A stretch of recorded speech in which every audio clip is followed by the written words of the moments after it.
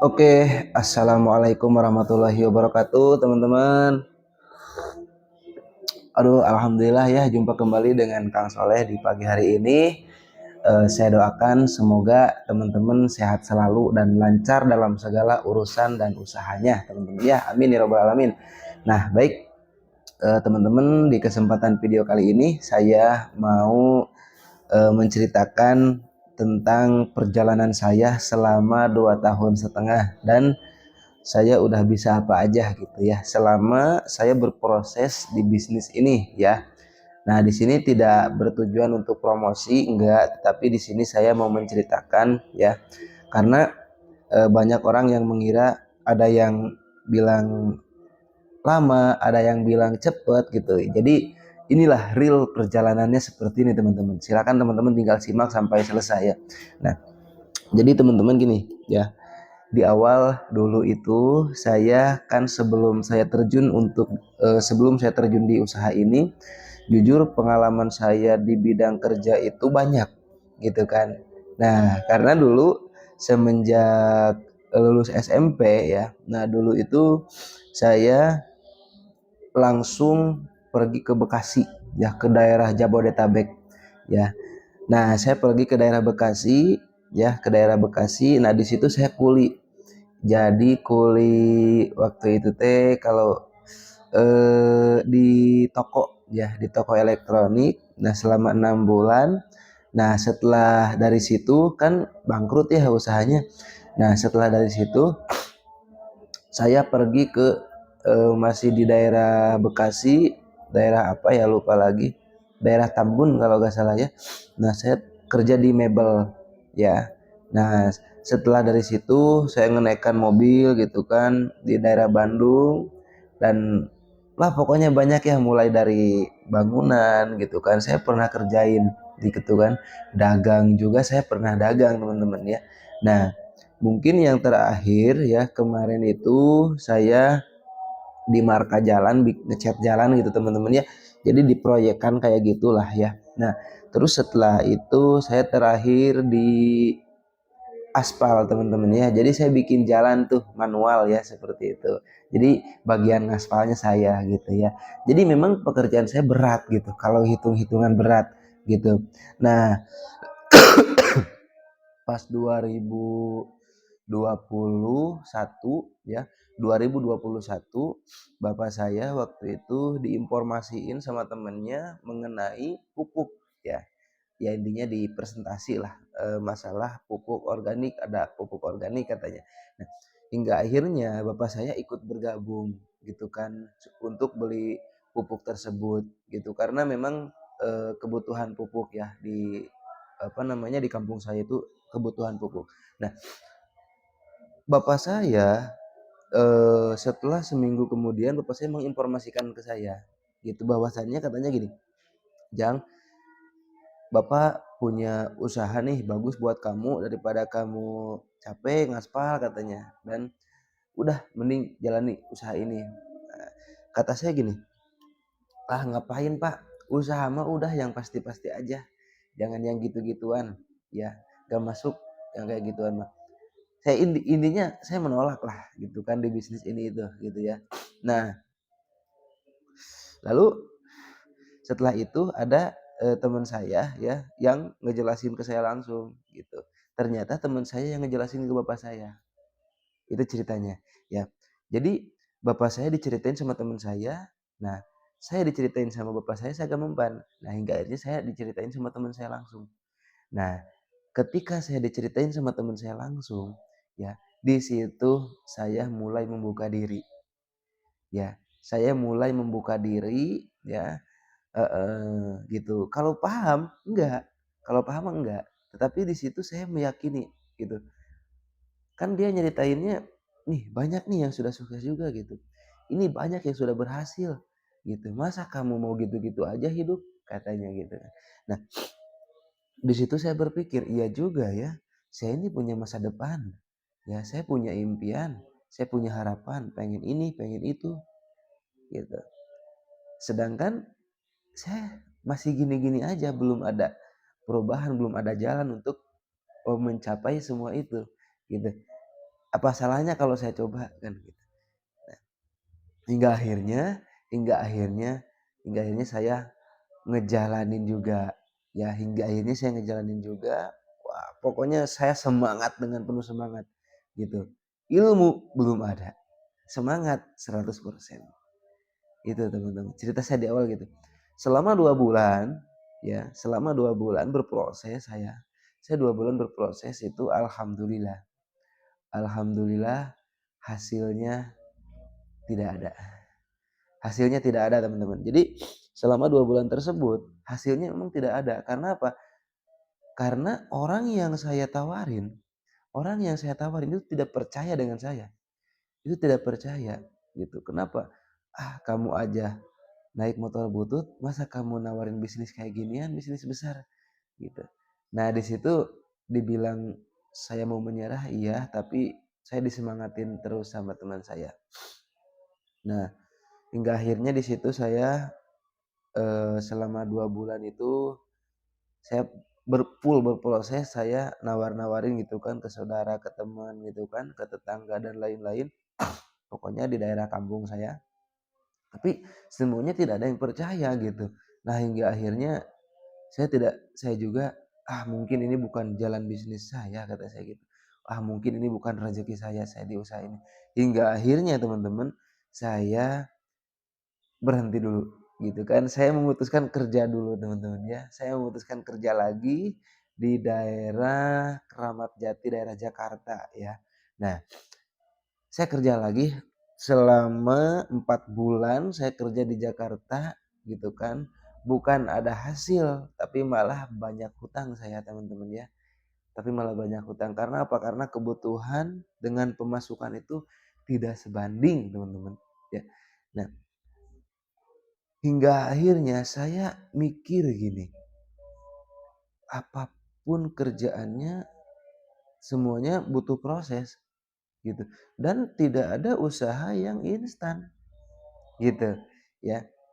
Hingga akhirnya saya nyari bisnis ya, saya nyari bisnis di media sosial, bisnis apa yang bagus.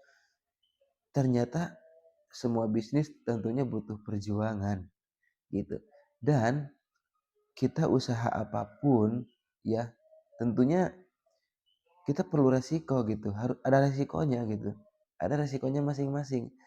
Di situ teman-teman saya berdoa kepada Gusti Allah, ya Allah, kalau misalkan bisnis ini jalan rezeki saya, bukakanlah jalannya ya Allah. Apa yang harus saya lakukan, bukakanlah ya Allah. Tetapi jika bisnis ini bukan jodoh saya, maka bukakan jodoh bisnis yang lain. Nah, itu saya berdoa di tahun 2021 teman-teman. Ya, saya berdoa kayak gitu. Hingga akhirnya apa yang terjadi, ya, hingga akhirnya apa yang terjadi, tiba-tiba hati itu sangat yakin, hati saya sangat yakin bahwasannya saya bisa sukses di bisnis ini, gitu. Nah, hingga akhirnya saya nelpon teman saya, halo kata saya gitu ya. Nah, teman saya kaget, ada apa nelpon? Ya, gimana sih cara jalani bisnis ini dengan benar kata saya, karena saya udah bingung harus nawarin ke siapa lagi. Nah, kata teman saya gini, nah sekarang mah saya mau menjalankan online katanya di Facebook, dia bilang gitu. Emang gimana caranya? Nah, dikasih tahu lah caranya gini gini gini. Oh, cuman nge-inbox kata saya gitu. Ya jadi intinya kita nawarin lah gitu ya, nawarin lewat inbox dan kita nambahin pertemanan yang banyak gitu. Nah, setelah dari situ saya memutuskan, oke baik temanku kata saya akan pulang dari Jakarta, saya akan pulang, akan resign, saya mau fokus di bisnis ini. Tapi saya izin, saya mau tinggal di rumah sampean kata saya gitu, di rumah kamu selama beberapa minggu sebelum ada hasil, karena saya malu sama orang tua teman-teman ya. Saya resign kerja keluar, saya gak pulang ke rumah, tapi saya pulang ke rumah teman saya. Nah, alhamdulillah teman-teman, karena kegigihan saya, karena kefokusan saya, pokoknya saya mindsetnya gini, gimana caranya, mau gak mau, suka tidak suka, pokoknya saya harus bisa, harus bisa. gitu. Karena Tuhan tergantung prasangka hambanya. Ketika hambanya berpikir A, Tuhan juga akan mengikuti, akan menjawab doanya A, gitu. Itu saya meyakini itu. Karena tidak mungkin Tuhan memberi sebuah halangan, rintangan-rintangan kalau tidak beserta dengan solusinya, gitu. Dan ketika manusia udah berusaha, pasti ada hasilnya, ya. Nah, di situ selama 3 minggu, teman-teman ya, selama tidak 3 minggu saya makan, mandi, tidur di rumah teman saya. Saya malu banget sebetulnya. Makanya mau tidak mau, suka tidak suka saya harus berhasil. Nah, hingga akhirnya selama 3 minggu tersebut alhamdulillah ada yang belanja dari Sulawesi, teman-teman. Nah, di situ saya senang gitu. Saya senang. Bukan senang apa namanya? Bukan senang dapat duitnya, enggak. Tapi yang saya senang itu adalah, oh, alhamdulillah nih, saya bisa apa namanya? Pecah telur. Ya, saya bisa pecah telur nih.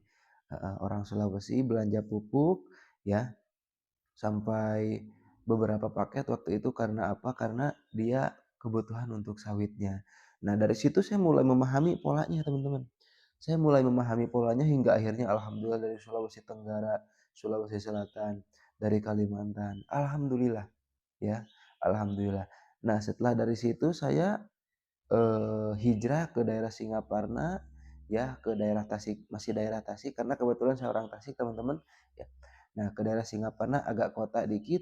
Nah, di situ saya mempelajari media sosial secara leluasa.